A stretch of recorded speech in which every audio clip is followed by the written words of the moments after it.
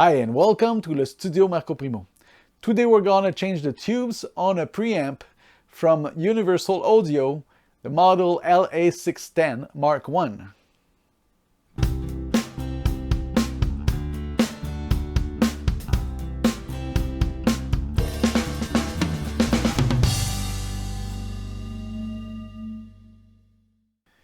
I own two LA-610 which I bought used in 2012 and they were made in 2001. So they've been used for a lot of time. The people that got them before me, I don't even know where they were, if it was in a studio and they were open 24/7. I don't know. Thing is, both does not sound the same, and they never will. But my goal with the one that I want to change the tubes is to get a bit more high frequencies, because it sounds a bit nasal compared to the other one. So I made a lot of search online. I tried to compare different companies that make the same model of tubes. On the website of Universal Audio, you can get an image with the models that you need to install, but different companies will have different sound. So this is one that I bought. Those are 12AX7, and there's other models in that preamp too. And I did compare online what people were saying about those different tubes. I was looking for more clarity, but keeping the noise low. So this is what I ordered. I wasn't able to find all the tubes at the same place. So on Amazon, they came from different providers. I had one bad experience with one of the sellers. They did not specify where they are located. I was surprised because I needed to pay some custom fees, so it added to the cost. But anyway, I got all the tube that I needed, and we're gonna start with some recordings with the actual tubes. I'm using a reamp box and a DI box to get the sound from the audio interface to the preamp itself and record it back to the interface. So let's start with that recording.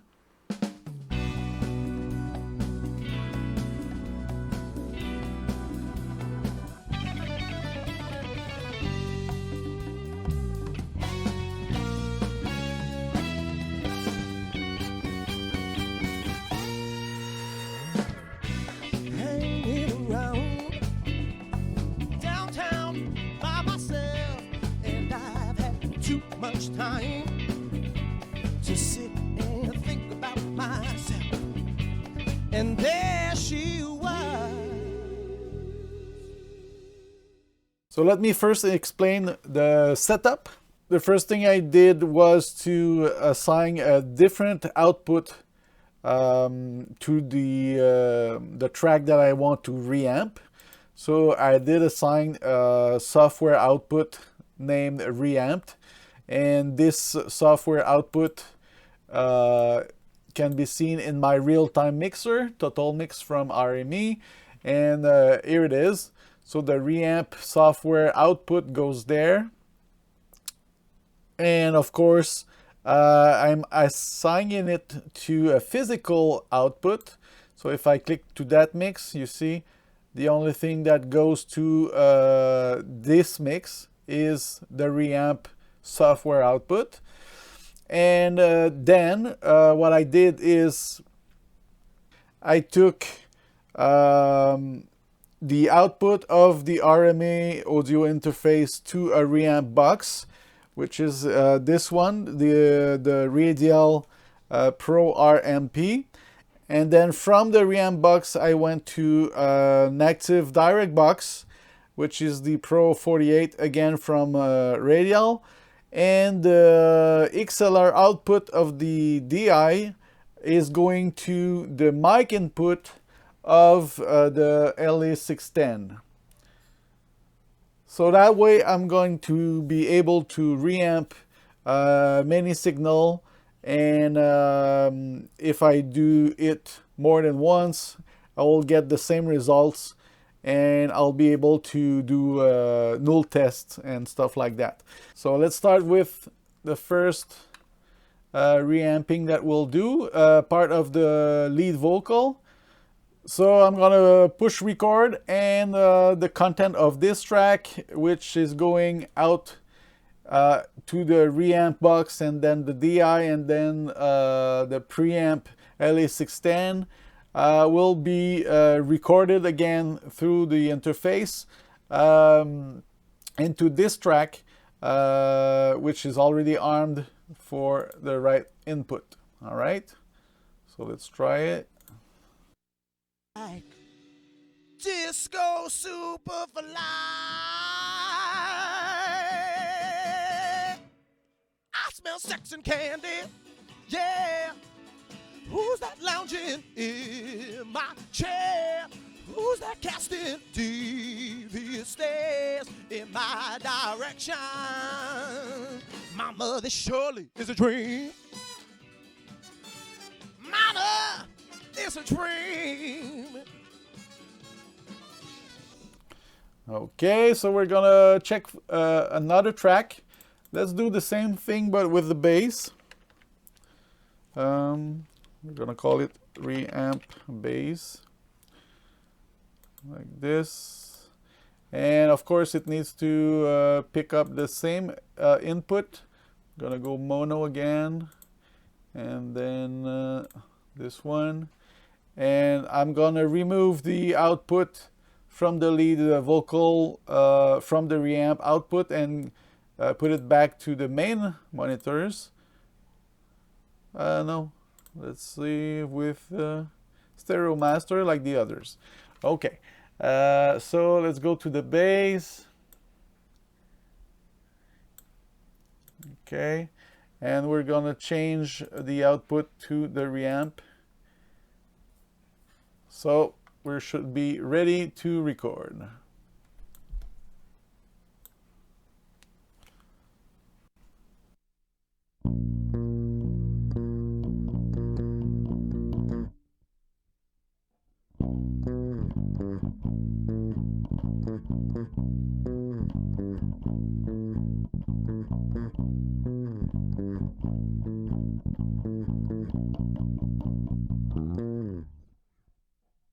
Okay, and one thing that I've been asked a few times, if how the LA-610 sounds when it's saturate.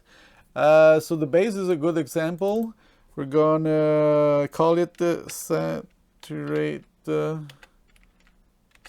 bass, like this, and of course the same input in mono, and right here. So what I'm gonna do is try to make the bass saturate through my reamp setup. So the first thing I'll do is start play, and I'm gonna higher the gain, lower the output, and see how it goes. Disco superfly.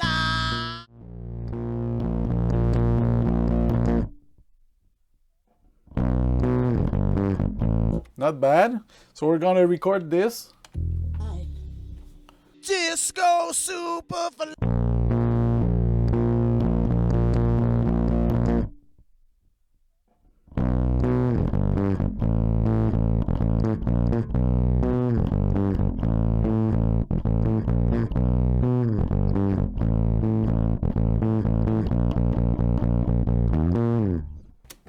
Okay.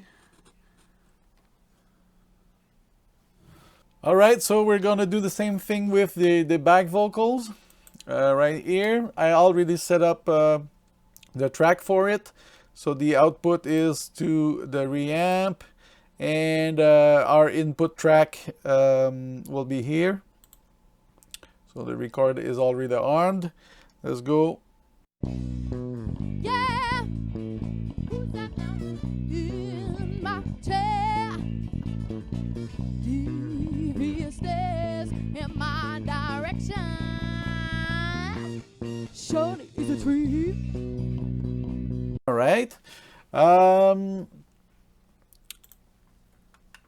What will be the next one? We're gonna put back our back vocal at the right output. We might do the electric guitars. So, solo. And I'm gonna remove this. Reamp electric. Same as the other tracks. It's gonna be a solo track. And my LA-610 as an input. And for the recording, I'm gonna put it in mono like this, and let's just play it a bit to see the content. I think it's good. It's the right place to take. So let's arm the track right here.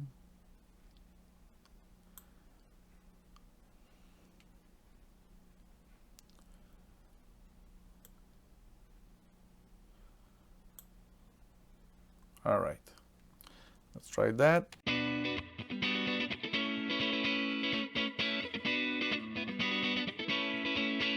Oh, I forgot to change the output. Reamp, and let's try again.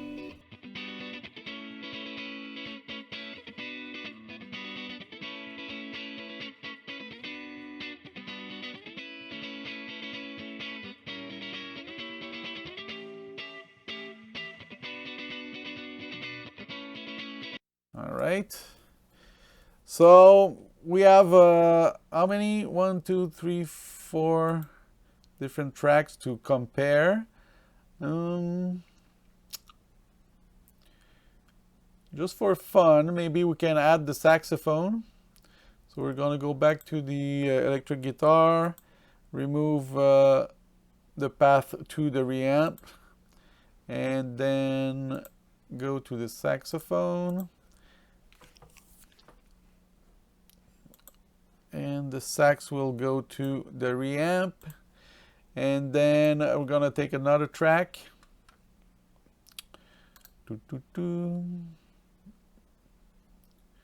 Insert the track, reamp, sax. It's gonna be in mono and from the LA. All right, and let's choose a spot. This spot seems busy.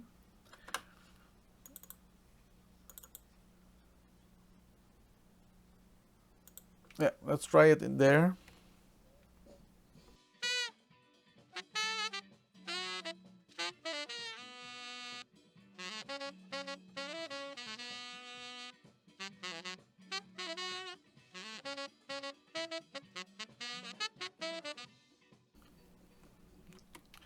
All right, so that's it. We have all our sample from before the tube change, and I'm gonna go back to you after the tubes are changed. So we're ready to change the tubes. Some little details. Some people think that if you touch the tubes with your bare hands, the oil of your finger will stay on the tube and it can lower its lifetime. Well, this is nonsense. If you must use a cloth the same cloth that you can clean your glasses. If there's some oil and you want to remove it, that's okay, but just think about cosmetics and not lifespan. It won't make any difference. So let's change the tubes right away.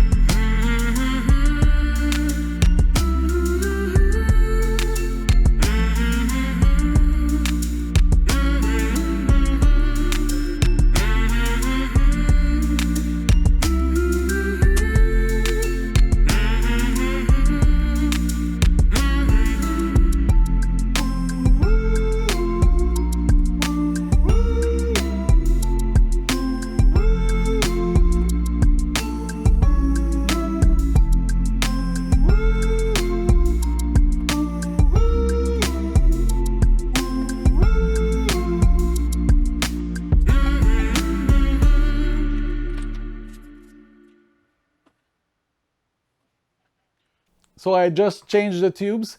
Now it's time to do the same recordings to have the after and to be able to compare.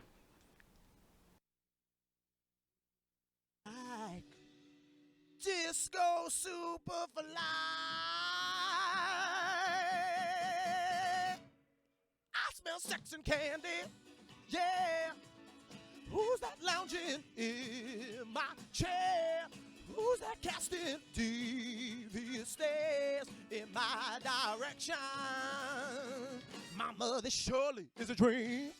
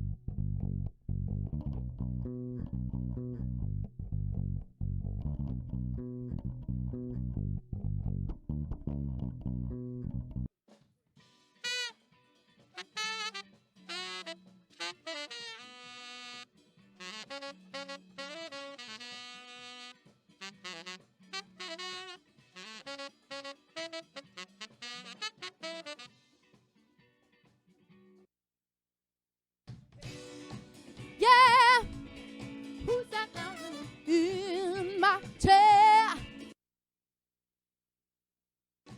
Yeah, who's that lounging in my chair? Devious stares in my direction. Surely it's a dream.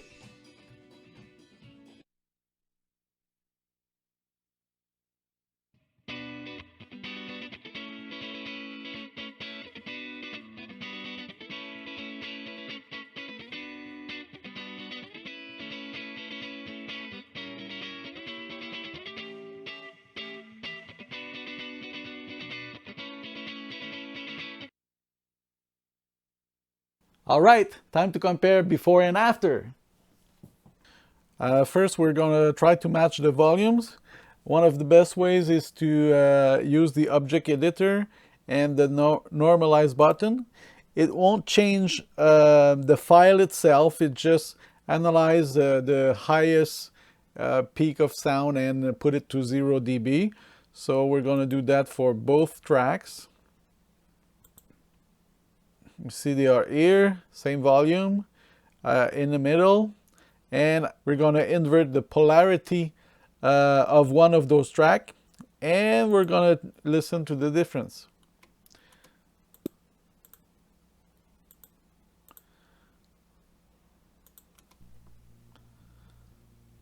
You see there's a bit of signal there,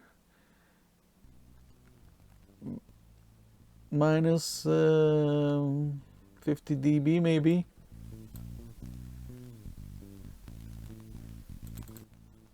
But it's very faint, so there's not a lot of difference between those two tracks. Those were the bass before and then after. Let's try the one that was saturated. And then again, we're gonna match the volume. Normalize. Normalize. And see the polarity is inverted again. We're gonna put them at 0 dB on the faders too. And let's listen.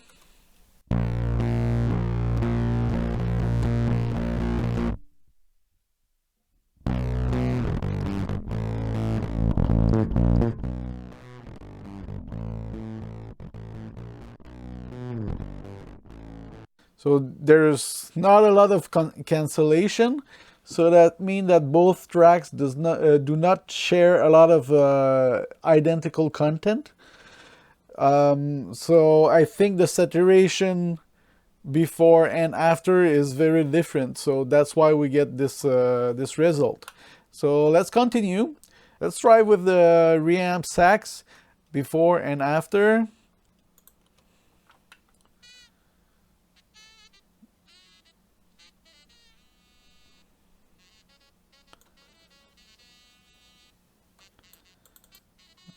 There's a bit of content in the high frequencies, so that's interesting.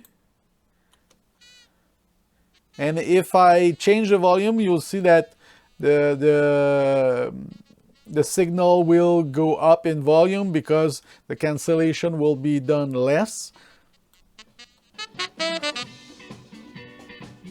See? All right. Let's try the electric guitar.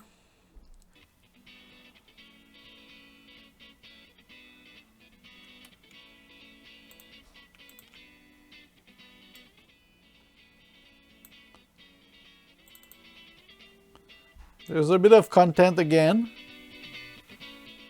Let's try the lead vocal.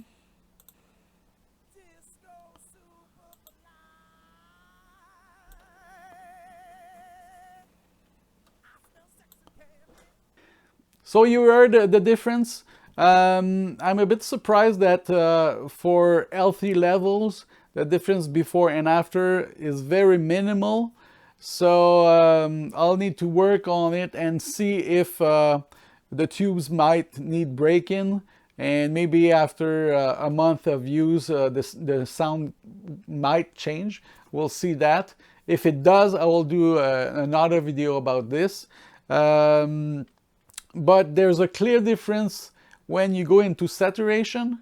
If you put the gain way up and it starts to distort, then the sound before and after is very different. So, and the new sound of distortion has more high frequency content. So I think my goal to have a tiny bit clearer preamp has been achieved. Let me know what you think in the comment. If you have any questions, again in the comment. I hope you liked this video. Please click on like if you did. Think about subscribing and maybe hit the bell to get notifications. And don't forget to share my videos. It's a great help to the channel.